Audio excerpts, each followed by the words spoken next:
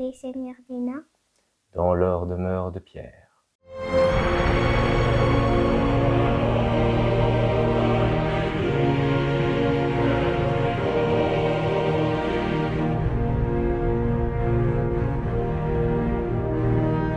Bonjour tout le monde! Hello there. C'est Nara Kenobi.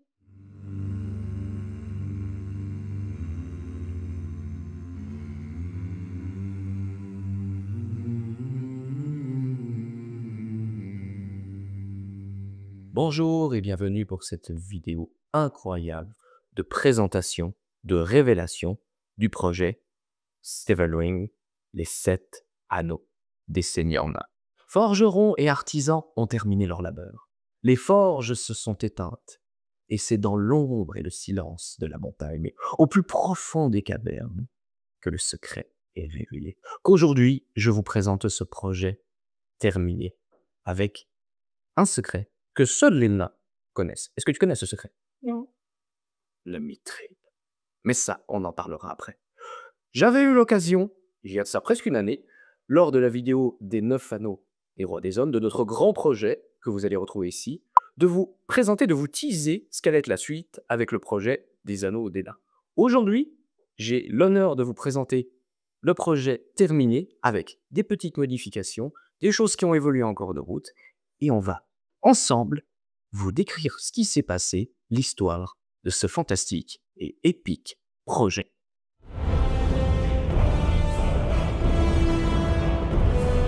Alors comment cela a commencé? Eh bien si vous aviez vu la vidéo du projet des 9 anneaux des rois des hommes, vous le savez très bien.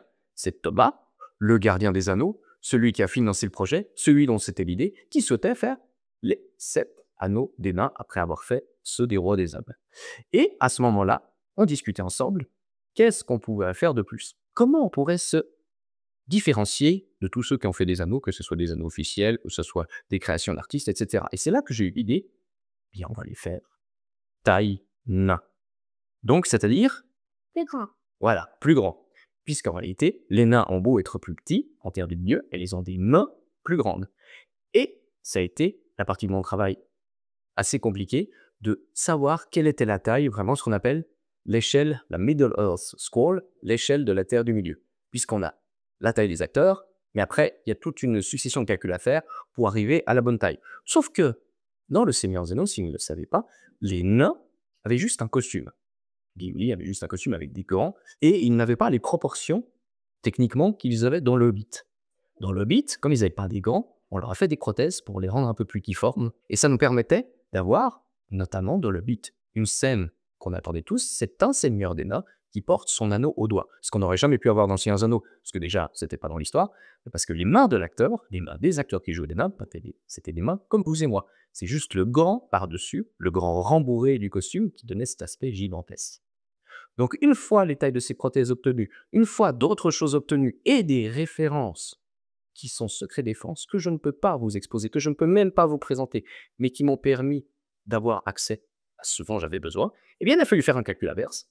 Un calcul très compliqué que j'avais mis au point pour Sauron, pour calculer la véritable taille de Sauron, un calcul qui a été validé par Weta pour définir quelle aurait été la taille de l'anneau des nains à l'échelle réelle de la Terre du Milieu, et c'est-à-dire ceci. Vous n'en saurez pas plus, vous n'en saurez pas la taille, mais par contre, je peux vous le comparer avec mon anneau des rois des hommes, et comme ça, eh bien vous voyez que c'est pas du tout les mêmes dimensions. Une fois cette histoire de taille définie, eh bien il avait plein de choses encore à développer.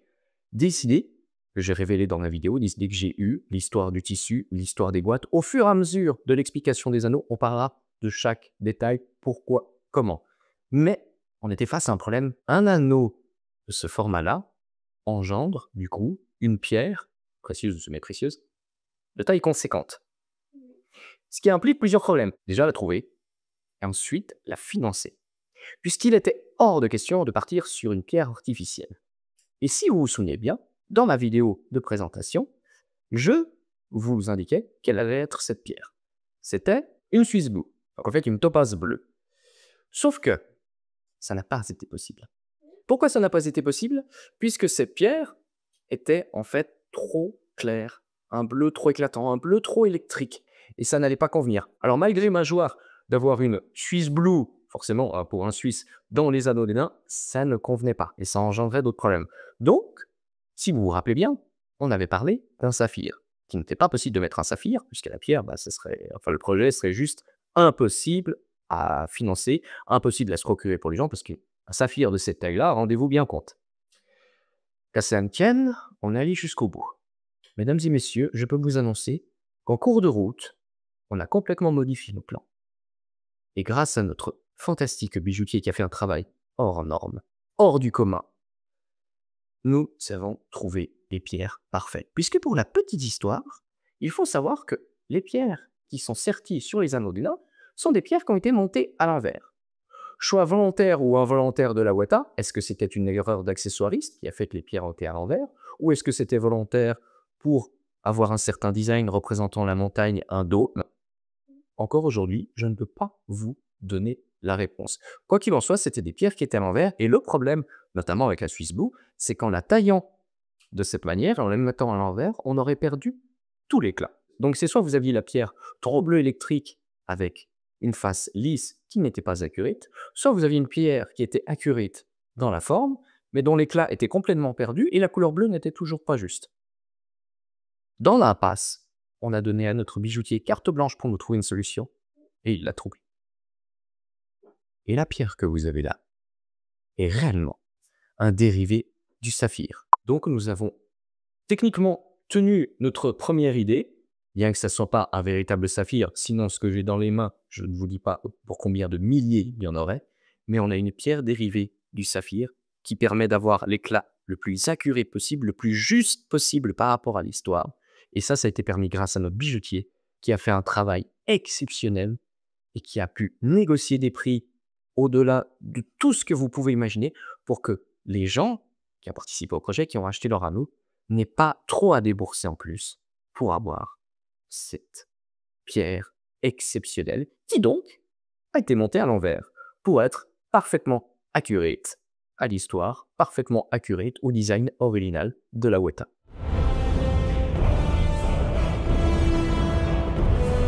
Une fois l'histoire de la pierre enfin solutionnée, eh bien on pouvait aller de l'avant. On a gardé ça secret pour les participants, on n'en a pas parlé tout de suite pour qu'ils aient la surprise, mais enfin on pouvait se concentrer sur la forge, et maintenant je vais pouvoir en parler des 7 anneaux de pouvoir des nains. Et pourquoi il n'y en a pas 7? C'est-à-dire pourquoi il n'y en a pas 7? Pourquoi t'en présentes pas 7? Ah, pourquoi j'en ai que 4? Oui, alors ça, en fait, à la base, effectivement, il devrait y avoir 7 anneaux de pouvoir. Il se trouve que je devais présenter les 7 en vidéo et que les choses se sont... Oui, 7 anneaux de pouvoir. Bah oui, pourquoi? Parce que je croyais que c'était les autres. Ah non, ça c'est... Après, c'est pour la suite de la vidéo, c'est ce que j'ai présenté, ça c'est... Je ne pas déjà la suite. Mais effectivement, 1, 2, 3, 4, 5, 6, oui. Du coup, ça fait 7. Non, en fait, je vais présenter les 7. Et puis, en cours de route, il y a plein de choses qui se sont passées. On a pris un peu de retard sur le projet. Cette vidéo arrive bien plus tard que prévu, le temps que je la tourne, le temps qu'elle sorte. Voilà, plein de choses se sont passées. Et malheureusement, les choses ont fait que je n'ai pas pu présenter les 7. Et techniquement, j'ai failli me retrouver qu'avec un seul anneau à présenter. Et c'est grâce à des participants qui ont tenu à ce que je présente quand même le projet dans sa globalité et que je présente leurs anneaux, que je peux aujourd'hui vous présenter ces 4 anneaux. Et bien du coup, je les remercie. J'ai l'occasion de. Donc je dis merci à Jean-Michel, le fameux Jean-Michel. Si vous me suivez en vidéo, vous savez qu'il est un peu tout le temps là, dans l'ombre, quelque part caché, Jean-Michel. Donc Jean-Michel évidemment fait partie du projet. Eh bien merci à toi Jean-Michel de m'avoir prêté ton anneau pour que je puisse le présenter. Merci aussi, on va dire à monsieur Christian qui me permet de présenter son anneau. Et merci aussi à monsieur Régis qui, de façon totalement spontanée, c'était tout à la fin alors que j'allais recevoir les anneaux, a dit non, je te confie aussi le mien. Et Régis passera me voir, visiter le Morbius Museum dans pas longtemps, puisqu'il... Voilà, tu le rencontreras. Il vient d'étranger et il serait des vacances pour venir nous voir et récupérer son anneau. Et c'est grâce à lui que je peux vous présenter ce 4e anneau et aussi cette 4e écharpe. Je tease déjà la suite, puisqu'en fait, chaque anneau avec quelque chose de différent. Donc, un grand merci à eux. Ça me permet de faire ça. J'aurais voulu en faire plus. J'avais des idées. J'en parlerai après. Mais un immense merci pour leur confiance, pour me permettre de vous présenter un peu plus du projet, un peu plus de ce qu'on a créé, et vous permettre de mieux illustrer le travail qui a été fait.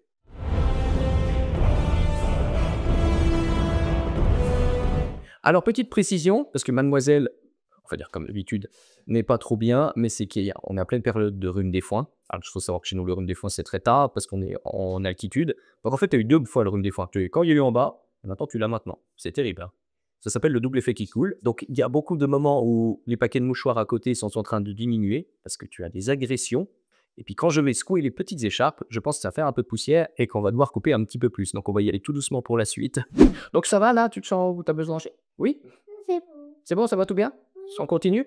Nous allons pouvoir parler de la forge des anneaux. Comment ils ont été forgés? À ton avis, comment ils ont été formés? Bah, j'en sais rien. Mais ils ont été forgés par notre bijoutier. Une fois qu'il avait toutes les références pour faire la pièce la plus accurate possible, eh bien, il les a forgés en bronze, dans la plus pure tradition qui soit, comme on forge des bagues et comme on sertit la pierre. Je ne vais pas en parler des heures, puisque le travail, entre guillemets, le travail était assez simple. J'ai déjà exposé comment notre bijoutier travaillait dans la vidéo des anneaux des hommes. Je vous renvoie celle-là pour aller plus vite et ne pas tout expliquer. Il y a eu quand même quelques spécificités, puisque l'anneau devait être en bronze et s'oxyder de manière naturelle pour avoir l'effet noir qu'on a autour. Le problème, c'est que le bronze, ça s'oxyde beaucoup. Beaucoup, beaucoup, beaucoup. Et avec le temps, il y allait avoir le souci que ça serait trop oxydé. Et pour empêcher ça, le bijoutier a eu une idée, c'est-à-dire faire un flash or. Qu'est-ce que c'est un flash or? C'est un micro-plaquage. Tu sais, quand on plaque un bijou, on fait un plaquage dessus. Donc là, c'est un plaquage très léger, très fin, qui est juste là pour en fait stabiliser et empêcher que le bijou s'oxyde avec le temps pour figer ce que doit être l'anneau. Contrairement à mon anneau des rois des hommes, comme tous les autres anneaux des rois des hommes du projet, qui se sont patinés, oxydés avec le temps au niveau de l'argent, et que maintenant le rendu est beaucoup plus cool qu'au début, parce qu'au début ils étaient trop brillants, et bien là, ça va rester dans le temps comme ça, pour correspondre, être le plus accurate possible au travail qu'a fait la Weta pour les adaptations cinématographiques de Peter Jackson. Et, bien sûr, petit bonus à l'intérieur, tu le vois, il y a quoi là dedans? Il y a les numéros. Chaque anneau est bien sûr numéroté 1, 2, 3, 4, 5, 6 et 7 sur 7. Il n'y a pas d'anneau AP pour le coup. Thomas ne voyait pas l'intérêt de faire quelque chose de différent. Qu'est-ce qu'il y aurait eu à faire de différent, de pousser plus loin, à part le faire en or massif? Donc il n'y a réellement que 7 anneaux des nains dans le monde de ce projet, et il n'y en aura jamais, je le dis, il n'y en aura jamais un de plus. Le projet a été fait comme ça et restera comme ça, puisque c'est la base de tout. Faire autrement, reproduire une fois des anneaux, ça détruirait la base et tout le sens qu'on porte à ce qu'on crée.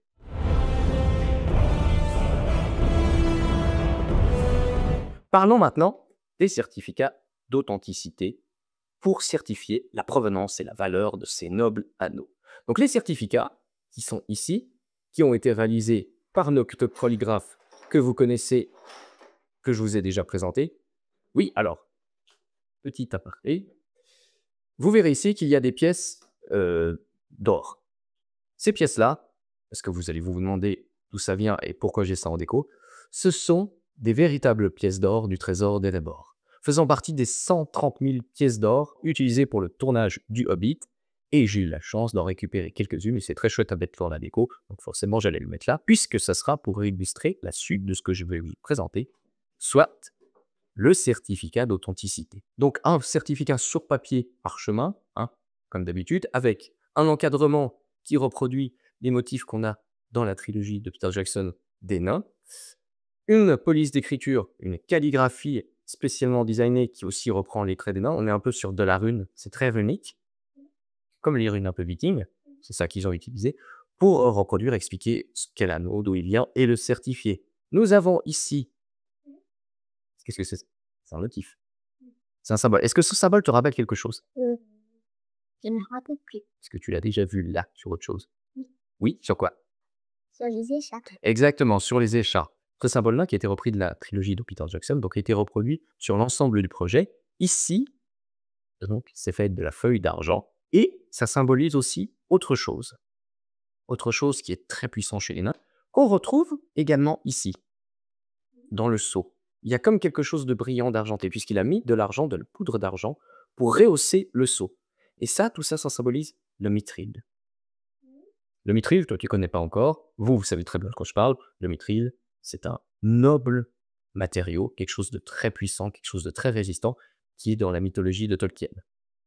Ensuite de quoi, on va parler donc du seau, ici, dont le motif, bah, pas vous allez reconnaître, c'est le même, est repris d'une pièce d'or du trésor d'Erebor pour faire le seau en cire bleue avec la tresse en cuir tressée à la main, bien sûr, teintée de manière naturelle. Et là, peut-être que tu vas te demander pourquoi on a fait ça bleu. Est-ce que tu vas me le demander? Oui. Alors demande-le-moi, comme ça on verra que c'est pas du tout le cas. Je crois que c'est parce que ça, c'est bleu. Parce que ça c'est bleu? On pourra dire que oui. C'est ce que les gens peut-être ici vont penser, mais c'est pas pour ça. C'est pas parce que la pierre est bleue que là on a fait bleu. Parce que c'est vrai que pour les anneaux des hommes, c'était rouge et on avait la pierre rouge. C'est pas du tout pour ça. Est-ce que tu sais pourquoi c'est en Oui. réalité? Dans l'univers de Tolkien, la cire rouge est exclusivement destinée aux hommes. Les autres races utilisent une cire d'une autre couleur. Et la cire bleue est à base de minéral. Toi, tu vois pas peut-être où je veux en venir. Vous avez compris. Minéraux, roches, montagnes, nains. Il était évident que le seau devait être fait en cire bleue. Parce que les nains, c'est dans la roche. Tu comprends?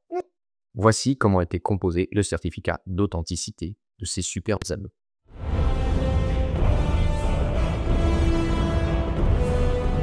Parlons maintenant des écharpes.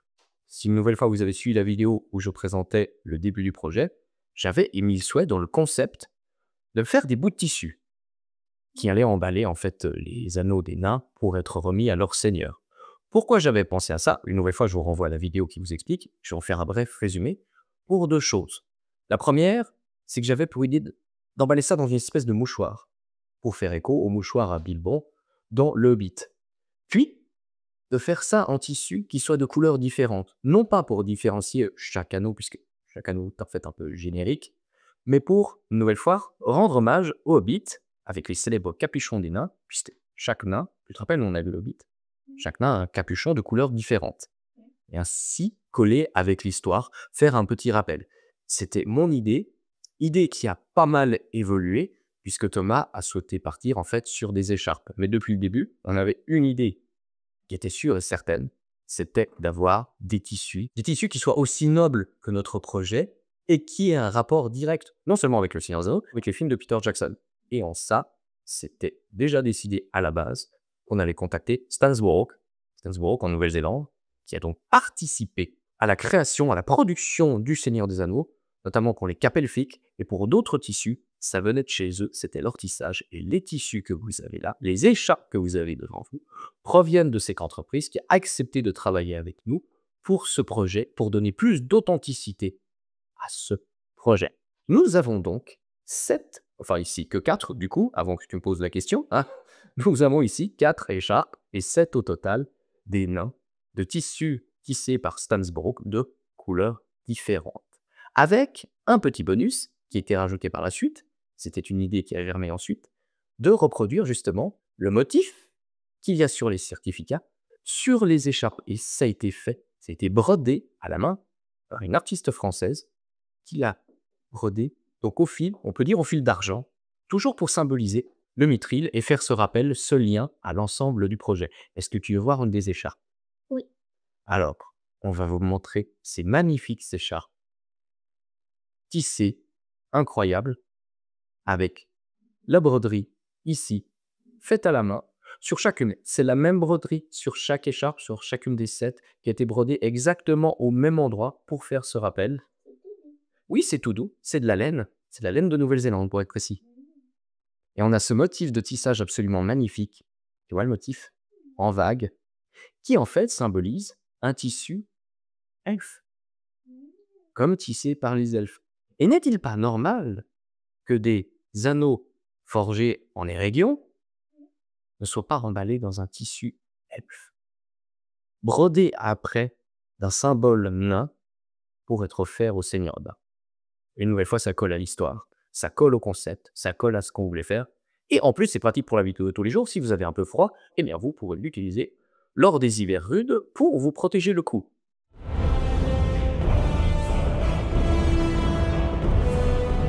On va poser l'écharpe ici, devant, pour parler de ce qui était ma dernière idée, la boîte. La boîte sarcophage, la boîte qui sert à mettre l'anneau des mains dedans. Pourquoi? Comment? Une nouvelle fois, dans la vidéo de présentation à l'ouverture du projet, j'expliquais pourquoi. L'idée était toute simple. La boîte, une grande boîte en bois assez sobre, devait déjà rappeler les nains, puisque ça aurait pu être une boîte en pierre, d'aucuns diront ça, mais du bois travaillé, ça marcherait bien avec les nains. Deuxièmement, une énorme boîte, comme celle-ci, avec un anneau, comme cela, une boîte démesurée avec l'anneau au milieu, c'était pour symboliser le vide.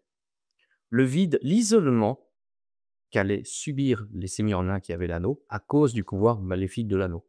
La paranoïa, l'isolement mental, le fait de se retrouver seul et enfermé dans une espèce de cage. C'est ça mon idée. Je trouvais que le concept était très fort. Après, l'écharpe va très bien dedans pour y emballer, mais au fur et à mesure, l'écharpe aurait disparu et seul l'anneau, dans cette boîte creuse, symbolisant ce que sont devenus les nains, resterait. Sinon, ça peut aussi symboliser le vide de Khazad-dûm, ce qui attend les nains, ce qui attend les porteurs des anneaux, qui vont succomber à la fureur des dragons, à leur soif de l'or et à plein d'autres choses. Et ces boîtes que vous avez là, qui sont toutes identiques, plus ou moins, oui. Pourquoi il n'y a pas de motif sur le capuchon de la boîte? Ah pourquoi il n'y a pas le... Alors, c'est une idée qu'on avait eue. Très franchement, on avait tous discuté. C'était l'idée de faire aussi des runes sur les boîtes, mais après, c'est une question de coût. Faire une rune par boîte, même que ce soit une rune différente par boîte ou la même, ça engendrait vraiment un surcoût important pour le projet, et c'était plus possible. Donc, oui, il y a eu cette idée, mais on a préféré en fait rester plutôt sobre, une boîte neutre, ce qui correspond un peu plus au projet, la boîte neutre qui symbolise le vide. Après, pourquoi pas, chaque seigneur nain se serait approprié en dessinant une rune. Oui, pourquoi pas. Mais fallait penser au coût, et la boîte neutre, c'était mieux comme ça. Surtout que la boîte, Oui. si vous regardez, si vous connaissez un peu le Seigneur des Anneaux, alors, c'est toutes les mêmes boîtes, si ce n'est le dessin du bois, et si vous connaissez le Seigneur des Anneaux, cette boîte, je me suis inspiré de la boîte à sel de Sam. Sam Gilles Brave, il a une petite boîte à sel avec une petite feuille sculptée sur le dessus. C'est, tu verras dans le film, et puis c'est avec ça qu'il assaisonne ses repas. Et bien en fait, c'est la même boîte, mais sans la feuille dessus, et puis un peu agrandie. Parce que je trouvais que c'était un design simple, un design fort, qui marchait très bien, qui collait avec le Seigneur des Anneaux, et avec une certaine géométrie qu'on pouvait retrouver chez les nains. Pour moi, ça marchait nickel. Et puis, le résultat, est-ce qu'il est concluant pour toi? Oui. Bon voilà, le résultat est concluant. Tout ça nous permet d'avoir un super présentoir, puisqu'on peut avoir l'écharpe dans la boîte, l'anneau dessus, l'anneau emballé dedans, et ça fait un tout, ça fait une boîte à bijoux. Au final, ça fonctionne comme boîte à bijoux. C'est pensé de A à Z, ça fonctionne très bien, c'est très joli, le bois est très propre, très beau. On aurait pu en faire plus, oui, on aurait pu en faire beaucoup plus. Mais ça aurait coûté trop cher, et c'était pas forcément nécessaire.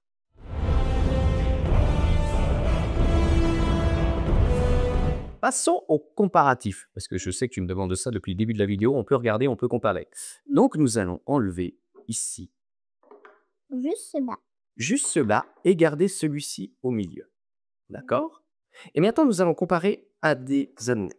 Là, je remercie Kevin, aussi qui est notre ami Morgumésium, qui m'a prêté des anneaux pour vous faire le comparatif. Comparatif que vous aurez en photo, puisque lorsque j'ai présenté le projet sur Facebook, j'ai mis des photos comparatives entre l'anneau Noble Collection, l'anneau médiévaux et l'anneau de la Weta, pour montrer qui était accurate, qui était moins accurate, pourquoi, comment, et ce qu'on allait faire. Je vais reproduire la même chose aujourd'hui, et avec l'anneau terminé, pour vous dire le comparatif. Donc, on va commencer tout de suite avec l'anneau médiévaux, qui est une réplique la moins chère qui est sortie, qui sur le bilan était la plus accurate. Que vous puissiez comparer avec notre anneau qui est parfaitement accurate, parfaitement juste, en tout point. Tu constates la différence, toi? Oui. Et plus petit. Oui, alors ça c'est normal parce que la taille, aucun anneau des nains en ce monde n'est juste niveau taille. Là, je peux en mettre 3. Là, je peux en mettre qu'un seul. Bah oui, et puis tu as des kilos en plus. Mais ça, c'est sûr que c'était ce qui allait nous différencier sur ce projet, c'est qu'on est les seuls au monde à avoir fait un anneau à la juste taille. Les seuls autres anneaux qui ont la juste taille, non, ils n'existent pas, puisque chez Weta, ils sont à la taille de l'acteur. Donc ils sont encore plus gros. Donc en fait, ça n'existe pas. Les seuls 7 anneaux parfaitement accurés qui existent au monde sont ceux de notre projet. Et maintenant, on va s'amuser en présentant le comparatif avec l'anneau officiel de la Weta Workshop. C'est moche. Pourquoi? On dirait Oui, alors oui, l'arrière, les motifs ne sont pas bons, la couleur n'est pas bonne, la forme n'est pas bonne. La pierre, ça n'a strictement rien à voir, bien que... Parce qu'elle est un petit peu plus petite. Non, non, regarde la forme. Cette pierre-là, sur l'anneau Weta, était montée à l'endroit. Alors que l'anneau des nains, la pierre est montée à l'envers. Donc c'est ça qui me fait poser la question avec tant d'années de recul. Est-ce que, puisqu'on le sait pour la production du Seigneur des Anneaux, Weta a fait énormément d'erreurs, même dans les plans de la maison Abilmon, ils ont monté la maison à l'envers. Ils n'ont pas respecté les plans, c'est pour ça que le collector ne correspond pas au plan qu'a fait Daniel Griffiths, il ne correspond pas au plan qu'a fait les Weta, qui ne correspond à rien. Donc, est-ce qu'ils se seraient plantés pour le film, et du coup, quand ils ont fait la réplique, ils ont mis la pierre dans le bon sens et qu'ils n'ont jamais voulu assumer? Je ne sais pas. Peut-être que c'est une affabulation totale, peut-être que voilà, c'est un fantasme, et peut-être que c'est la vérité, parce qu'ils ont fait beaucoup d'erreurs, et que du coup, l'anneau avec la pierre comme ça est le fruit d'une erreur. Et en général, hein, quels que soient les films, c'est les erreurs dans les films qui donnent des fois les meilleurs concepts, les meilleures scènes. Mais là, voilà, c'est plat. Ça, c'est l'anneau officiel que vous payez chez Weta qui aujourd'hui vaut une fortune. Ça, c'est le véritable. En plus, on peut voir la taille. Ah oui, oui, alors la taille, de toute façon, comme je t'ai dit, personne, actuellement, peut-être que certains vont s'y lancer, peut-être qu'on va déclencher quelque chose par ego, par jalousie, par plein de choses, que des gens vont vouloir faire des anneaux de la vraie taille. Ceux-ci sont seuls 7 anneaux à la véritable taille des nains de la Terre du Milieu, de l'univers Tolkien. Ce sont les seuls au monde pour le moment. Aussi, la pierre, là, il y en a une petite et là, elle est plus grande. Bah forcément, la pierre est plus grande puisque l'anneau est plus grand. On voit qu'on n'est pas du tout dans le... On peut montrer. On n'est pas du tout dans la même taille. Oui. En fait, il y a des petits trous derrière la pierre. Alors, ce qu'il y a derrière, en fait, c'est au moment où la pierre a été scellée. Parce qu'en plus, comme elle a été scellée à l'envers, ça fait qu'elle est plate. C'est, si tu veux, je sais pas du tout si ça s'appelle comme ça, le capuchon qui permet en fait de maintenir tout ça. Et c'est aussi ce qui fait que la pierre va avoir moins de reflets et va être de ce bleu nuit très profond. Si derrière, il n'y avait pas cette espèce de capuchon, ça serait très lumineux. Pour autant, la pierre des nains, dans le Seigneur des Anneaux, n'est pas lumineuse.